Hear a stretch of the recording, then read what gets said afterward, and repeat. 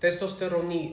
քանակը իմանալու համար պետք է հանձնել արյան անալիզ, սակայն կարևոր է տեղեկացված լինել ինչպես պատրաստված գնալ անալիզին, քանի որ տեստոստերոնը տղամարդկանց օրգանիզմում ունի ցիրկադային ռիթմ, այսինքն արտադրվում է որոշակի ռիթմով եւ այդ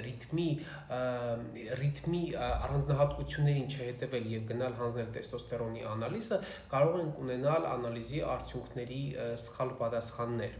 Տեստոստերոնի անալիզը հանձնելու համար կարևոր է լինել առավոտյան սոված, չծխել, ստրեսի չենթարկվել, ֆիզիկական գերծանրաբեռնվածությունից հետո չգալ հանձնել, սպորտ դալիճից հետո միանգամից չվազել գենետիկայի կենտրոն անալիզ հանձնելու եւ դա հանձնել մինչեւ ժամը 11-ը։ Սա շատ կարևոր է ժամային գրաֆիկը հաշվի առնելը, ինչի համար, որովհետեւ ժամը 11-ից հետո փոխվում է տեստոստերոնի քանակը արյան մեջ։ Տեստոստերոնի ամենաբարձր քանակությունը գնահատվում է լուսադեմին առավոտվա 5-ից մինչև 7 ընկած ժամանակահատվածում, ինչով պայմանավորված են նաև առավոտյան էրեկցիաները։ Այնուհետ այն սկսում է կամաց-կամաց իջնել։ Այլ կերպ ասած, եթե մենք օրվա երկրորդ կես, օրինակ ժամը 3-ին կամ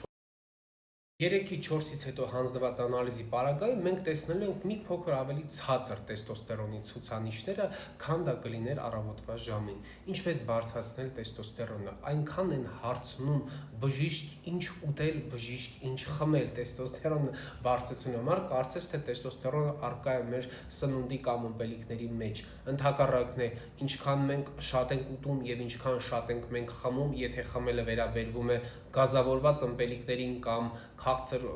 ինչ-որ այլ սոկերին կամ տնական կամպոտներին, ապա մենք գնալով ավելի ու ավելի քաշ ենք ավելացնում, իսկ քաշի ավելացումը տեստոստերոնի թշնամին է։ Բազմաթիվ անգամներ հնչած հարցը ինչպես բարձրացնել տեստոստերոնը, ուղղակի քիչ կերեք։ Հնարավորինս քիչ, չեմ ասում ձեզ սննդազուր կարեք, բայց հնարավորինս քիչ կերեք։